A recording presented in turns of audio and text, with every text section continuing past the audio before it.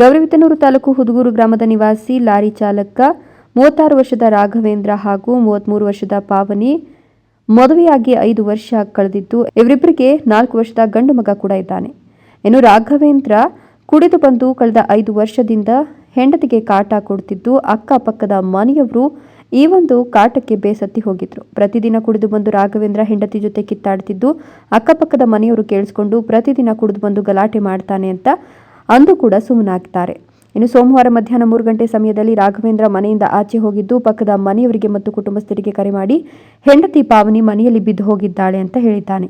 ಅಕ್ಕಪಕ್ಕದ ನಿವಾಸಿಗಳು ಗೌರಿಬಿದನೂರು ಸರ್ಕಾರಿ ಆಸ್ಪತ್ರೆಗೆ ಪಾವನಿಯನ್ನ ಕರೆದುಕೊಂಡು ಬಂದಿದ್ದಾರೆ. ಇನ್ನು ಕತ್ತಿನ ಭಾಗದಲ್ಲಿ ಗಾಯವನ್ನ ಗಮನಿಸಿದ್ದ ಪಾವನಿಯವರ ಕುಟುಂಬಸ್ಥರು ಗಾಬರಿಗೊಂಡು ಪೊಲೀಸರಿಗೆ ಮಾಹಿತಿ ನೀಡಿದ್ದಾರೆ. ಅಷ್ಟರಲ್ಲಾಗಲೇ ಸ್ಥಳಕ್ಕೆ ಬಂದಿದ್ದ ರಾಘವೇಂದ್ರ ಮತ್ತು ಅವರ ತಾಯಿ ಅಲ್ಲಿಂದ ಓಡಿ ಹೋಗಿದ್ದಾರೆ. ಇನ್ನು ಪೊಲೀಸರಿಗೆ ಮಾಹಿತಿ ತಿಳಿಸಿದ ಕುಟುಂಬಸ್ಥರು ರಾಘವೇಂದ್ರ ತನಗೆ ಏನು ತಿಳಿಯದಂತೆ ಬಾರಿನಲ್ಲಿ ಕುಳಿತುಕೊಂಡು ಕುಳಿತಿರುವ ಮಾಹಿತಿಯನ್ನ ಪಡೆದಂತಹ ಪೊಲೀಸರು ಆತನನ್ನ ಬಂಧಿಸಿ ಪ್ರಕರಣ ದಾಖಲಿಸಿ ತನಿಖೆ ಪ್ರಾರಂಭಿಸಿದ್ದಾರೆ. ಇನ್ನು ಪ್ರತಿದಿನ ಕುಡಿದು ಬಂದು ನನ್ನ ಮಗಳ ಮೇಲೆ ಹಲ್ಲೆ ಮಾಡುತ್ತಿದ್ದ 2-3 ಬಾರಿ ಪೊಲೀಸರಿಗೆ ಮಾಹಿತಿ ನೀಡಿದ್ದು ಹಿರಿಯರ ಸಮ್ಮುಖದಲ್ಲಿ ರಾಜಿ ಪಂಚಾಯಿತಿ ಕೂಡ ಮಾಡಿದ್ವಿ.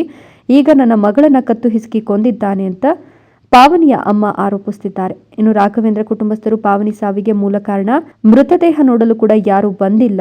ಆರೋಪಿ ರಾಘವೇಂದ್ರ ಅವರ ಮನೆ ಹತ್ತಿರ ಹೋಗಿ ರಾಘವೇಂದ್ರ ಅವರ ತಂದೆ ತಾಯಿ ಆಕ್ರೋಶ ವ್ಯಕ್ತಪಡಿಸ್ತಾ ಇದ್ದು ಪಾವನಿ ಸಾವಿಗೆ ಅಳಿಯನೇ ಕಾರಣ ಅಂತ ಆರೋಪಿಸುತ್ತಿದ್ದಾರೆ. ಮಂಜುನಾಥ್, ಗೌರಿಬಿದನೂರು, ರಾಯಲ್ಸ್ ಕನ್ನಡ.